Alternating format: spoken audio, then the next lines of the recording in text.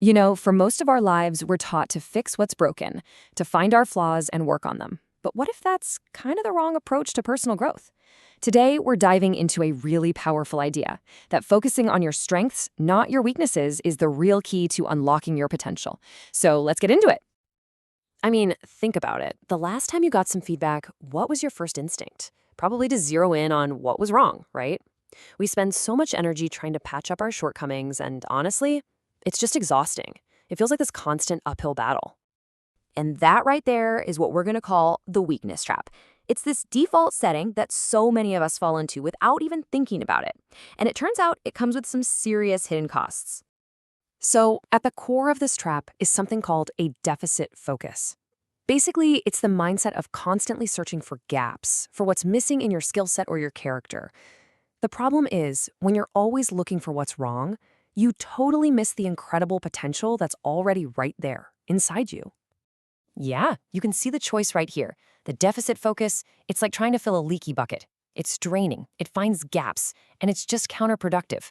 But a positive focus, that's more like watering a healthy plant. It's energizing. It leverages the qualities you already have. And the results? Well, they can be truly transformative.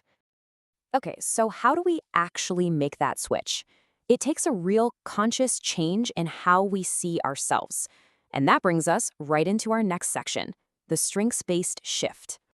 The whole idea here is something called strength-based coaching. And look, this isn't about just ignoring your weaknesses. It's about making a deliberate choice to build your strategy around what you already do well.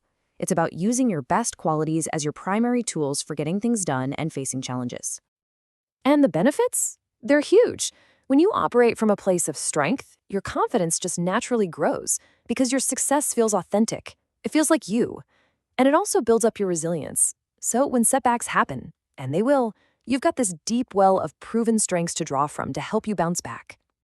This all sounds great in theory, right? But how do you actually do it? Well, that's what this next section is all about. We're calling it your action anchor. It's a simple, super powerful exercise you can use to identify and start leveraging your strengths, like today. It's a really simple three-step process. First, you're going to seek an outside perspective. Second, you're going to dig a little deeper to really understand the why behind their feedback. And third, you'll pull it all together to define your core signature strengths. All right, let's start with step one. Let's be honest, we all have blind spots when it comes to our own best qualities. We just take them for granted. That's why getting an external point of view is so crucial. It helps us see the amazing things that other people already value in us. So here's what you're going to do. Find at least 3 people, and make sure they're from different parts of your life. Maybe a coworker, a family member, and a close friend. That variety is the key to getting a full 360-degree view of yourself. And for each of those people, your mission is pretty simple. Just ask them to name 5 of your strengths. Think of it like you're gathering data to find the patterns in how you show up in the world.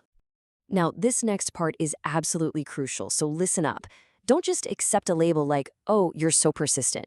You have to ask why. Ask them for specific examples, the behaviors they've seen that made them think of that word. This is what turns a vague compliment into concrete, actionable evidence. Okay, for the final step, you're going to take all that amazing feedback you've collected, all those lists and behaviors, and you're just going to look for the common themes. From that, you'll nail down your 5 signature strengths. These are the ones that are most essential to your identity, the ones that are at the very core of who you are. And once you have that list, the real work begins. This is your immediate call to action.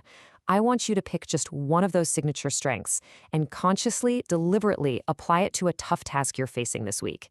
This is how you turn insight into real action. And that's what this is all about, putting your strengths to work. When you follow this process, you finally escape that draining weakness trap and get yourself on a new, energized path to growth. You stop trying so hard to be someone you're not, and you start becoming more of who you truly are. Look, if you take away just one thing from this, let it be this. It's all about one fundamental shift in the question you ask yourself. You stop asking, what's wrong with me? And you start asking, what's strong with me? That one simple change reframes everything. So I'm going to leave you with this question to really think about. When was the last time you consciously used one of your core strengths, like your honesty or your persistence or your creativity, to overcome a real professional obstacle? Because the answer to that question, that holds the key to your future growth.